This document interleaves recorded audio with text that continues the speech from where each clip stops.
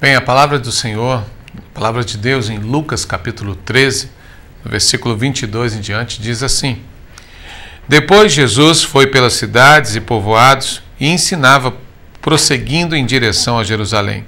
Alguém lhe perguntou: Senhor, serão poucos os salvos?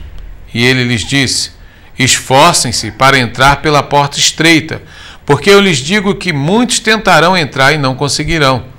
Quando o dono da casa se levantar e fechar a porta, vocês ficarão do lado de fora batendo e pedindo: Senhor, abre-nos a porta. Ele, porém, responderá: Não os conheço, nem sei de onde são vocês. Então vocês dirão: Comemos e bebemos contigo, e ensinaste em nossas ruas. Mas ele responderá: Não os conheço, nem sei de onde são vocês. Afastem de mim, todos vocês que praticam o mal. Ali haverá choro e ranger de dentes, quando vocês virem Abraão, Isaque, Jacó e todos os profetas do reino de Deus, mas vocês excluídos.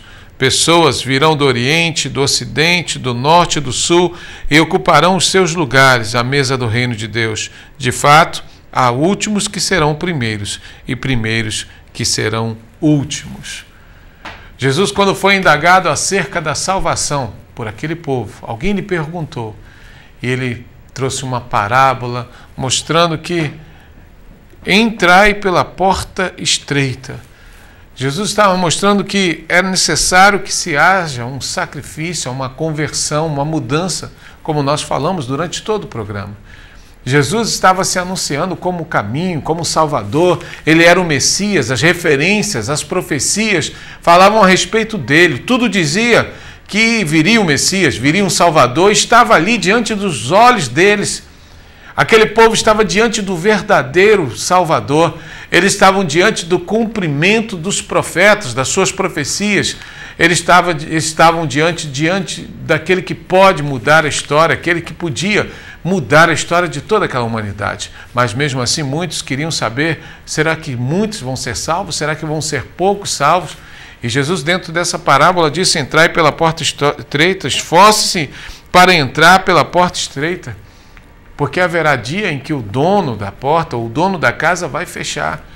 Olha, o que ele demonstra nisso aqui, dentro desse texto, que eu quero falar para você, é que você precisa se esforçar para uma mudança em Cristo Jesus. Jesus, ele é como o Senhor da casa, e que tem deixado a porta aberta, e é necessário um esforço não tão sobre-humano para que você possa entrar pelo caminho da salvação. Você só precisa de uma decisão em seu coração, e é algo que eu não posso fazer por você e nem ninguém pode fazer. Claro que você tem que se esforçar, você vai se esforçar contra os seus desejos carnais, você vai se esforçar contra a sua vontade humana, que muitas vezes é tendenciosa ao pecado, mas você vai ter uma consciência, e se você buscar nessa palavra, você vai ter forças para superar todos os pecados, ou seja, superar as tentações, superar os momentos difíceis, e no Senhor Jesus você terá chance para poder vencer todos os obstáculos. Mas para isso acontecer, você precisa entrar pela porta da salvação, que é uma porta estreita. Você precisa entender que Jesus é o único caminho, a verdade, a vida, e que ninguém vai ao Pai senão por Ele. Quando nós lemos no Salmo 91 que aquele que está no esconderijo do Altíssimo, a sombra do Onipotente descansará, está no esconderijo, olha, o nome já está dizendo, esconderijo do Altíssimo, um lugar seguro, um lugar de acesso restrito, porque para ir ao esconderijo você precisa saber qual é o caminho. E Jesus se anuncia: eu sou o caminho. Jesus fala para você nesse momento, nesse dia: eu sou o caminho. Você precisa acreditar nesse caminho que é Jesus. Você precisa entrar por ele. Ah, mas eu tenho que parar com isso, eu tenho que parar com aquilo. Você vai se esforçar, porque vai ter um dia que muitos vão clamar pela salvação e não vão ter. Olha, nós vivemos hoje o tempo da graça. Hoje vivemos o tempo da benevolência de Deus, da misericórdia de Deus. Hoje vivemos o tempo em que, pelo amor e pela misericórdia, Deus tem nos mantido de pé. Você está de pé porque Deus te ama e está te dando mais uma chance. Mas agora, se você não quiser entrar por esse caminho, se você não quiser entrar por essa porta, o que nós podemos fazer? Vai chegar um momento em que você vai se arrepender e vai querer voltar e não vai poder voltar. Você vai querer entrar e não vai poder entrar. Assim foi nos dias de Noé. O povo estava preocupado com seus deleites, com seus prazeres, com a farra, com tudo aquilo que eles julgavam ser bom para eles. Estavam, como nos dias de hoje, curtindo a vida, fazendo aquilo que eles queriam fazer, saciando os desejos da sua carne. E Noé havia anunciado o dilúvio como Deus o havia mandado fazer, e foi construindo a arca, e Deus ouvindo e honrando Noé. Noé foi tido nos seus tempos como louco, como maluco, porque falava aquilo que Deus estava mandando falar, dizendo ao povo que se arrependesse, mas mesmo assim foi mal interpretado, foi tido como louco, como talvez você já tenha dito que eu sou maluco, ou que todos que estão pregando o evangelho são malucos, como eu já falei de muitos. Mas aí houve um momento em que Deus cumpriu o que havia dito. Vieram as chuvas, e quando começou a chuva ninguém deu atenção ainda, mas quando realmente as águas começaram a subir, Deus fechou a porta da arca. E aqueles que queriam naquele momento entrar na arca, que desejavam salvação, que desejavam ser salvos daquela grande enchente, do grande dilúvio, não puderam entrar, porque Deus havia fechado a porta da arca.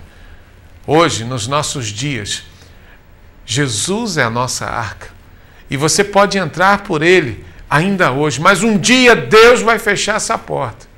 E assim como aqueles homens que morreram afogados, muitos vão perecer a eternidade, no lugar de sofrimento, como o texto disse. Ali haverá choro e ranger de dentes. Não adianta você dizer, mas Deus, eu sempre disse que eu acreditava em Deus, eu sempre disse que eu tinha Deus no coração. O Senhor vai falar para você: apartai-vos de mim, maldito, porque eu não vos conheço. Eu nem sei quem é você. Mas eu frequentei um dia a igreja.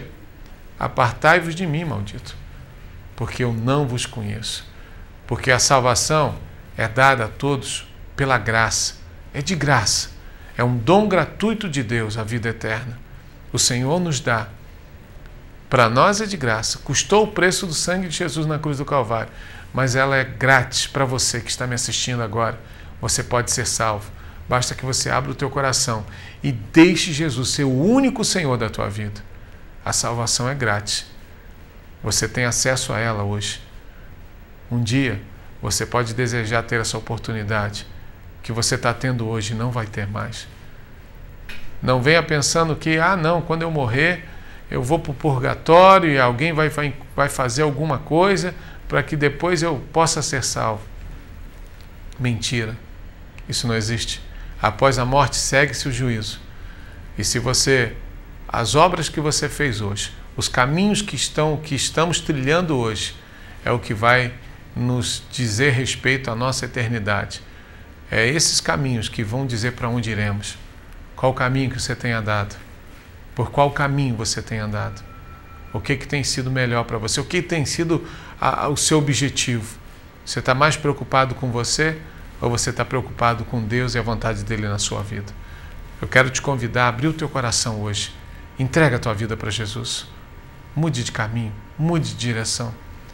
Saia do abismo e viva a eternidade que está prometida para aqueles que creem em Jesus. Que Deus te abençoe.